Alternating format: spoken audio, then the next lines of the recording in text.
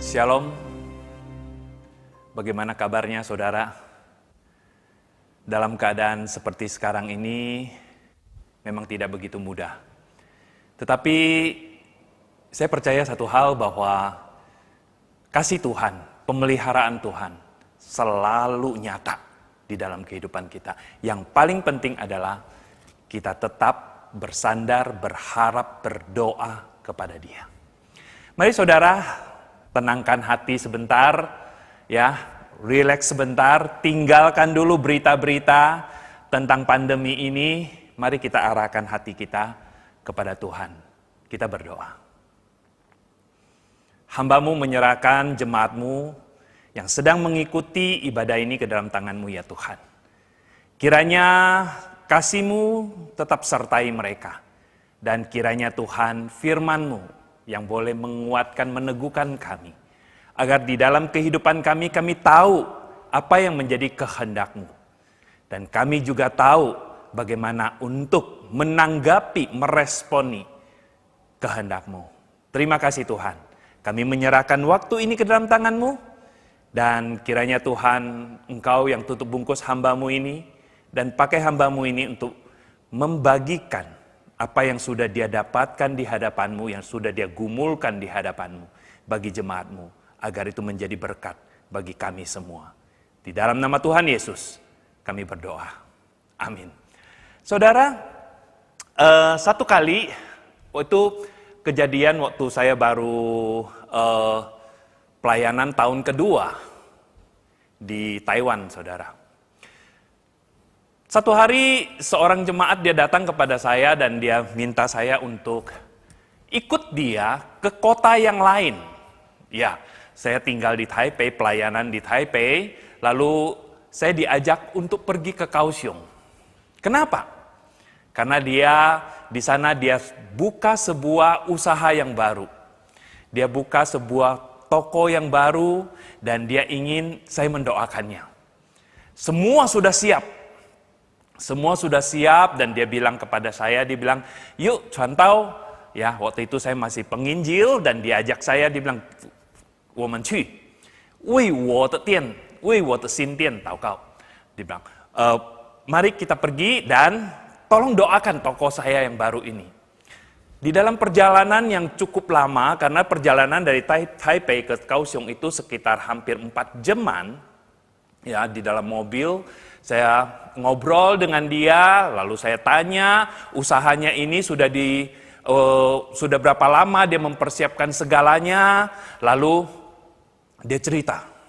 Ya, dia cerita dia sudah siap dari pertama dia mencari tempat bagaimana, lalu dia juga sudah tanya orang bagaimana untuk usaha dan mencari tempat untuk usaha itu. Lalu saya tanya kepada dia, ketika kamu mau mulai usaha ini, kamu menyerahkannya nggak kepada Tuhan? Dia terdiam. Dia tidak mengatakan apa-apa. Lalu saya tanya dia, usaha kamu ini sudah kamu doakan, gumulkan dengan baik? Dia tetap diam. Di dalam perjalanan itu saya tidak cerita, saya tidak bicara lagi yang lain. Maksudnya tidak meneruskan pembicaraan itu karena saya melihat dia kikuk. Lalu ketika sampai di sana dan perjalanan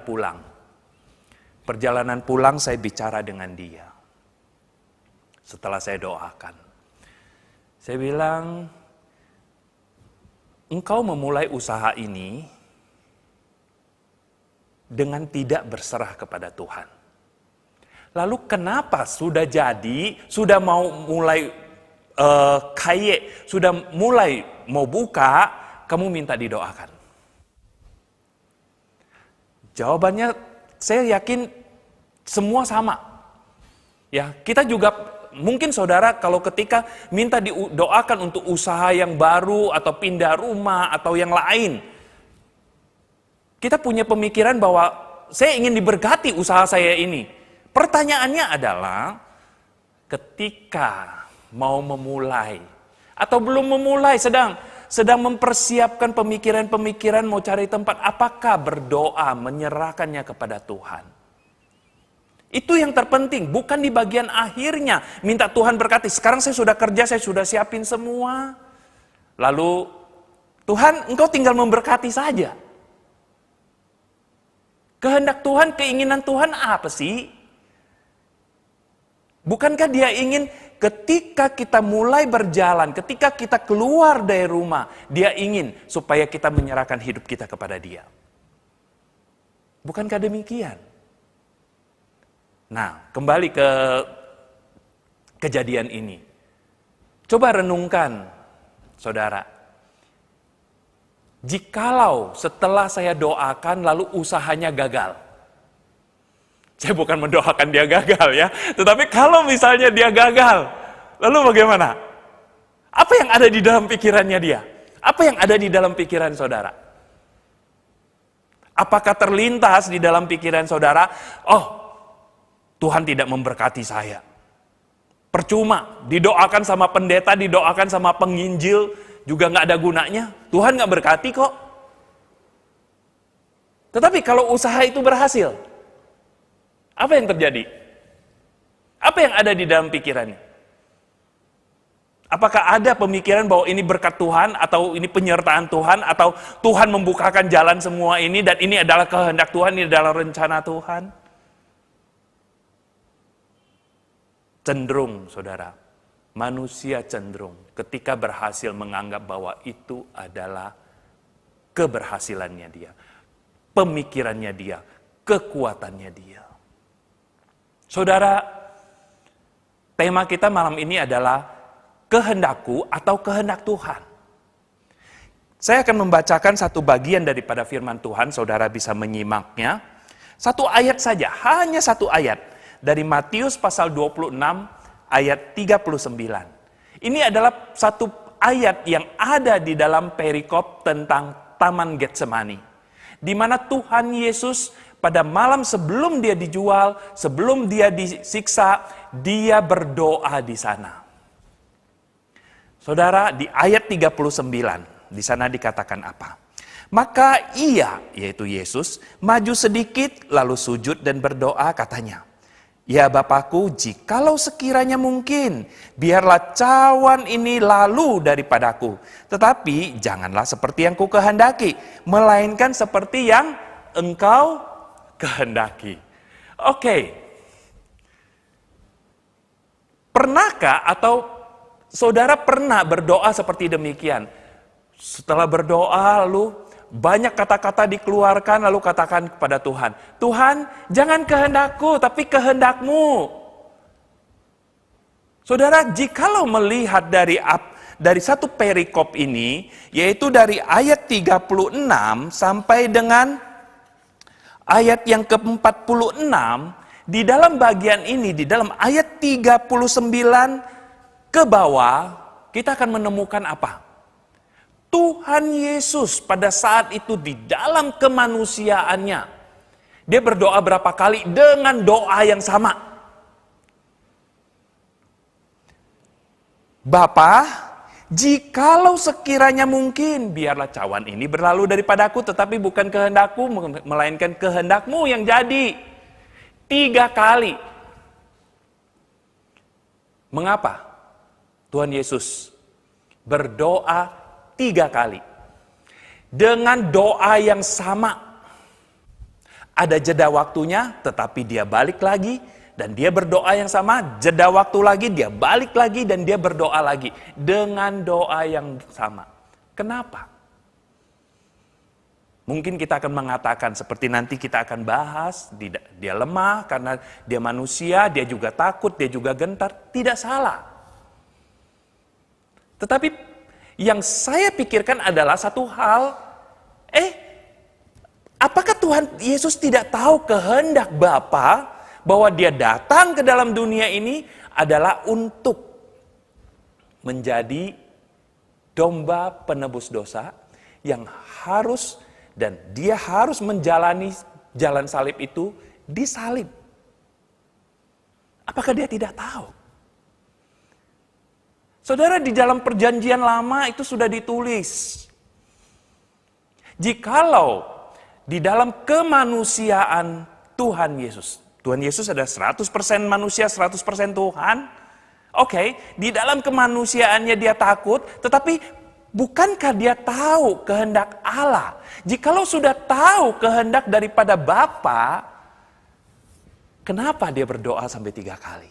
Kenapa dia harus bolak-balik 3 kali? Saudara yang saya kasih di dalam Kristus Yesus,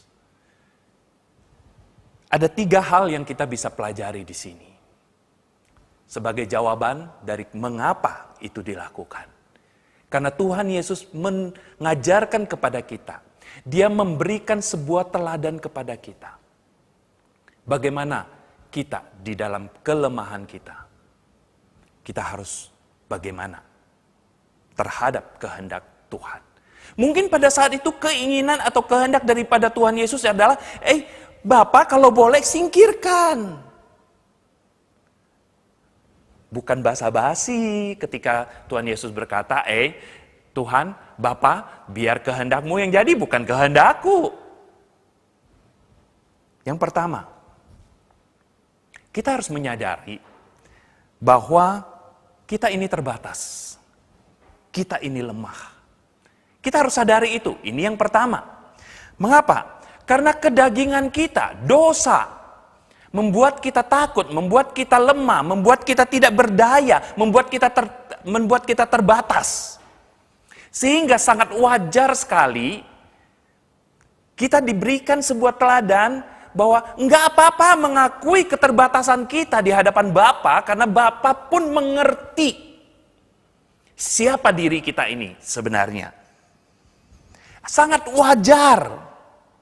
Tetapi jangan jadikan itu sebagai alasan untuk lari. Jangan jadikan itu sebagai sebuah alasan, tidak melakukan kehendak Tuhan. Jangan jadikan itu sebagai alasan, itu kelemahan saya. Seperti contoh yang tadi saya ceritakan di depan. Kita mungkin pada saat mau berusaha, mungkin kita melakukan sesuatu, kita lupa, itu kelemahan kita. Tetapi jangan bersembunyi di balik kelemahan itu. Kita harus melangkah maju. Harus berubah. Kita harus menjadi kuat di dalam kelemahan kita. Kita harus menjadi tangguh di dalam keterbatasan kita. Jangan menyerah. Jangan pernah menyerah. Dan bersembunyi di balik kelemahan kita. Kita harus percaya bahwa Bapa tahu yang kita perlukan. Dan kita juga harus tahu bahwa kehendak Bapa adalah kita tetap tangguh, tetap teguh, tidak menyerah untuk mencapai kehendaknya. Bukan kehendak kita. Yang kedua, saudara. Yang kedua, kita harus menyadari bahwa kehendak Tuhan itu tidak bisa dirubah. Kehendak Tuhan tidak bisa diubah. Coba renungkan, coba pikirkan, coba introspeksi di dalam kehidupan kita sehari-hari mengikut Tuhan. Seberapa sering kita tawar-menawar dengan Tuhan? Seberapa sering kita memaksakan kehendak kita kepada Tuhan? Padahal kita udah tahu kehendak Tuhan itu apa. Seperti sebuah blueprint, saudara. Jikalau sudah di print out dalam bentuk blueprint, itu tidak bisa dirubah lagi. Kalau mau dirubah, itu berarti harus cetak. Ini berarti tidak punya prinsip, saudara. Blueprint adalah cetak mula dan cetak akhir. Tidak bisa diubah, saudara. Saudara, kita menyadari bahwa itu adalah kehendak Tuhan yang tidak bisa diubah, maka tindakan kita adalah tunduk. Itu adalah harga mati, saudara. Taat adalah harga mati.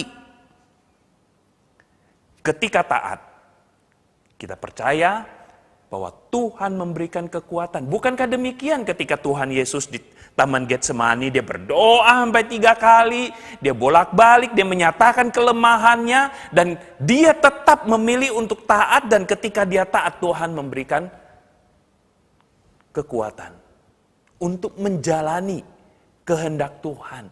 Tuhan tahu apa yang diperlukan. Saudara, saya mungkin bisa mengambil beberapa contoh. Kalau kita memaksakan kehendak, ya, memaksakan kehendak kita dan menjadikan kehendak kita ini menggantikan kehendak daripada Bapa, akibatnya apa? Mungkin ada dua contoh daripada Alkitab yang bisa saya angkat di sini, saudara. Abraham, ketika dia belum memiliki anak dari Sarah, apa yang terjadi? Saudara, yang direncanakan oleh Sarah, apakah dia menyerahkannya kepada Tuhan? Alkitab tidak mencatat sama sekali. Dia menyerahkannya kepada Tuhan. Lalu ketika ide ini diberikan oleh Sarah kepada suaminya Abraham, apa yang terjadi? Abraham pun tidak bertanya kepada Tuhan. Tuhan, bolehkah gunakan cara ini untuk mendapatkan anak sebagai keturunan? Tetapi apa yang terjadi? Abraham berpikir sendiri. Itu yang menjadi keinginannya. Benar juga ya. Kalau tidak dari Sarah, ya sudah dari yang lain. Kan sama, itu anak saya. Itu pun yang dicatat di dalam Alkitab. Terlihat sama tetapi tidak sama, saudara.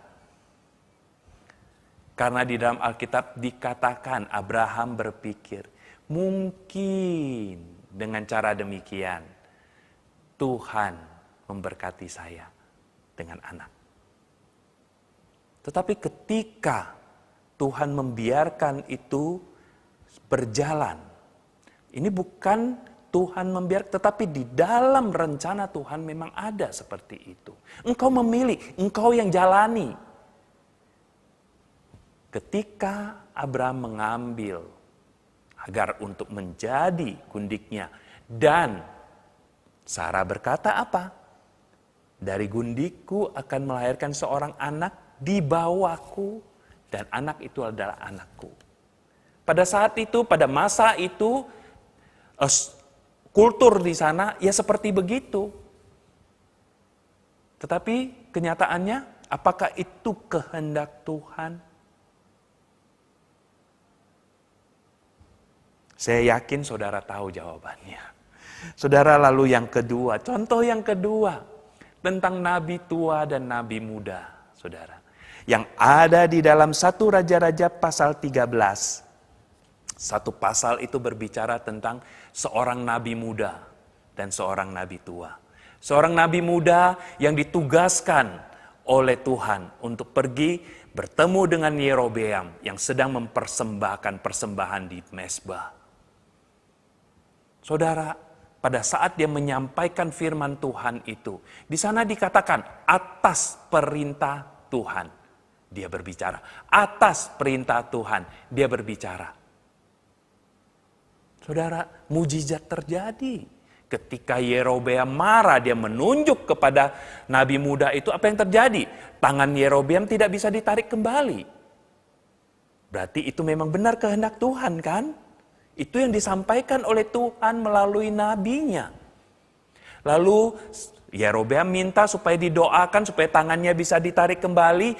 Nabi muda ini mendoakan, lalu Yerobeam mengajak dia, ayo tinggal, makan dulu. Apa yang dia katakan?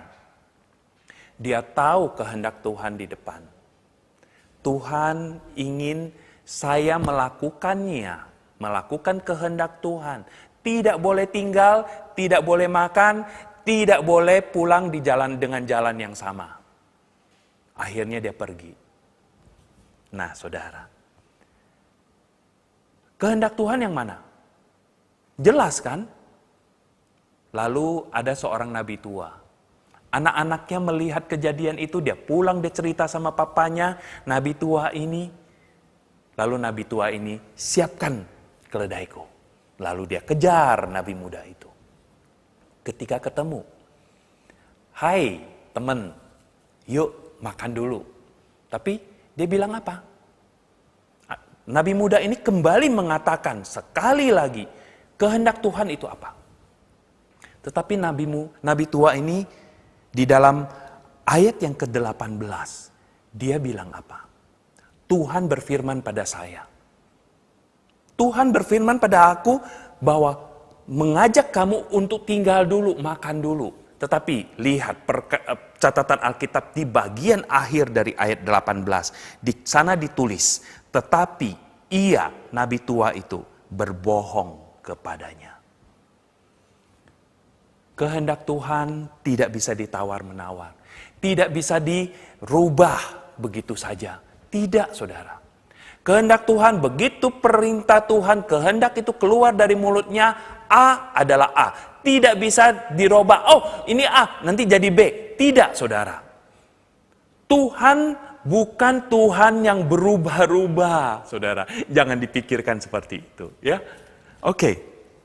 Dan apa yang terjadi ketika Nabi muda ini tidak mengikuti kehendak Tuhan yang pertama kepada dia? Ketika Nabi tua itu mengajak dia, mungkin dia puhau ise, nggak enak hati. Oh, bisa saja Tuhan berbicara dan pengenalan kita kepada Tuhan, pengenalan Nabi muda ini kepada Tuhan kurang. Saudara yang saya kasih di dalam Kristus Yesus. Yang ketiga, kita harus menyadari bahwa Tuhan memberikan kepada kita kebebasan untuk memilih. Mengapa Tuhan memberikan kebebasan bagi kita untuk memilih? Tuhan bukan menciptakan sebuah robot.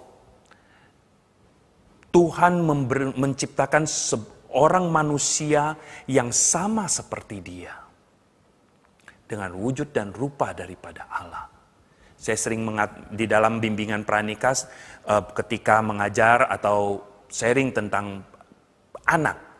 Saya juga berkata kepada mereka yang ikut di dalam bimbingan pranikah itu. Kalau kamu nanti punya anak, kamu mau anak kamu itu bebas atau kamu mau anak kamu itu ikut kamu? Apa yang kamu katakan dia ngikut?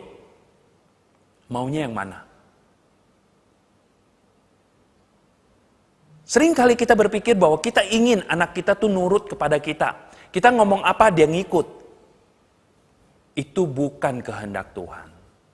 Jikalau kita mau anak yang seperti demikian, itu sama dengan robot, saudara.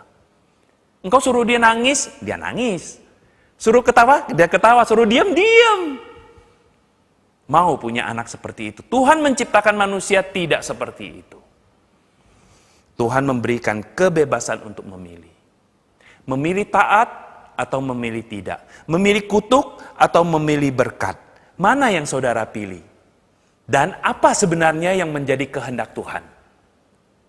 Ketika dia memberikan free will itu. Ketika dia memberikan kebebasan untuk memilih. Yang menjadi kehendak Tuhan adalah kita memilih berkat. Kita memilih tunduk. Kita memilih untuk taat kepada Dia. Memang dua hal ditaruh di sana di dalam Ulangan pasal 28. Di sana jelas ditaruh di sana. Ada kutuk dan berkat. Di dalam Ulangan pasal 11 ayat 26 sampai 28 pun di sana jelas dikatakan mana yang kau pilih. Dia taruh. Tuhan taruh itu di hadapan kita. Dia ingin kita memilih. Sama di dalam masa-masa pandemi ini, saudara. Apa yang menjadi kerinduan atau kehendak daripada pemerintah kita? Dia ingin semua kita ini sehat. Bangsanya, masyarakatnya terpelihara aman. Tetapi kenyataannya apa yang dipilih, saudara? Apa yang dipilih? Sama Tuhan juga memberikan rancangan yang indah yang ditulis di dalam Yeremia pasal 29 ayat 11. Di sana bukankah dikatakan sebab aku ini mengetahui rancangan-rancangan apa yang ada padaku mengenai kamu. Demikianlah firman Tuhan, yaitu rancangan damai sejahtera dan bukan rancangan kecelakaan untuk memberikan kepadamu hari depan yang penuh harapan.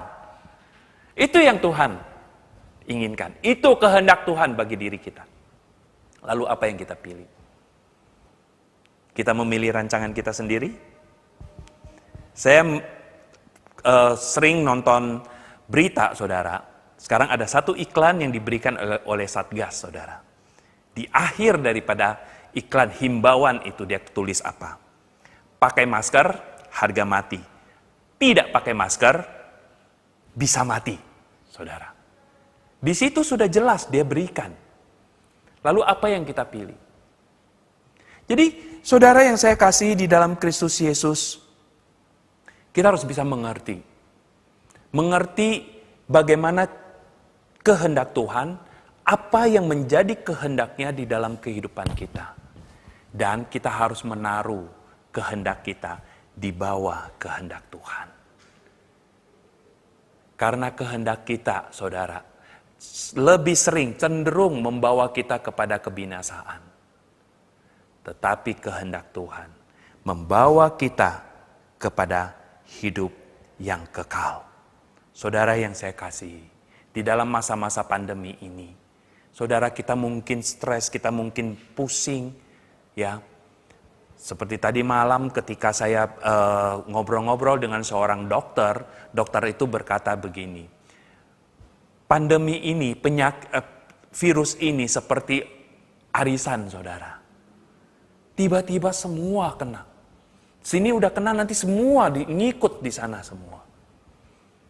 Saudara, lalu kita harus bagaimana? Ikuti apa yang menjadi perintah daripada pemerintah. Tinggal di rumah. PPKM ini. Keluar rumah, di halaman pun dianjurkan untuk pakai masker. Tetapi berapa banyak yang mentaatinya? Jikalau yang kelihatan kita tidak bisa mentaati, bagaimana kita bisa mentaati kehendak Tuhan yang tidak kita lihat? Kiranya firman pada malam hari ini sungguh memberikan sebuah pengertian kepada kita, agar hidup kita bisa semakin diberkati, agar hidup kita bisa semakin menyenangkan hati Tuhan. Karena kita tahu kehendaknya yang tidak bisa ditawar-tawar. Karena kehendaknya tidak bisa diubah. Tetapi dia ingin kita taat menjalankannya. Bukankah demikian dengan Tuhan Yesus? Kemuliaan yang dia dapatkan karena dia taat dari pertama sampai akhir. Amin, saudara. Mari kita berdoa. Terima kasih Tuhan untuk firman-Mu pada malam hari ini. Biarlah firman-Mu yang boleh meneguhkan kami. Biarlah firman-Mu yang boleh terus ya Tuhan memberikan kekuatan bagi kami untuk berjalan di dalam kehidupan ini. Karena kami tahu Engkau memiliki kehendak yang indah. Engkau memiliki rancangan yang baik bagi kehidupan kami. Ajar kami ya Tuhan, mengandalkan kekuatan daripada Roh Kudus. Bukan mengandalkan kekuatan kami sendiri. Tetapi sungguh mengandalkan kekuatan Roh Kudus. Menjalani kehidupan kami. Baik di masa sulit seperti sekarang ini. Maupun di masa-masa yang baik, yang lancar. Berkati jemaat-Mu ya Tuhan. Sertai mereka. Pelihara mereka. Lingkupi mereka dengan kasih-Mu ya Tuhan. Dengan kesehatan-Mu, dengan pemeliharaan-Mu. Agar kami semua boleh melewati masa-masa ini. Dan kami boleh tetap hidup taat kepada Engkau. Taat sampai akhir. Terima kasih Tuhan. Di dalam nama Tuhan Yesus kami berdoa. Amin. Tuhan berkati saudara.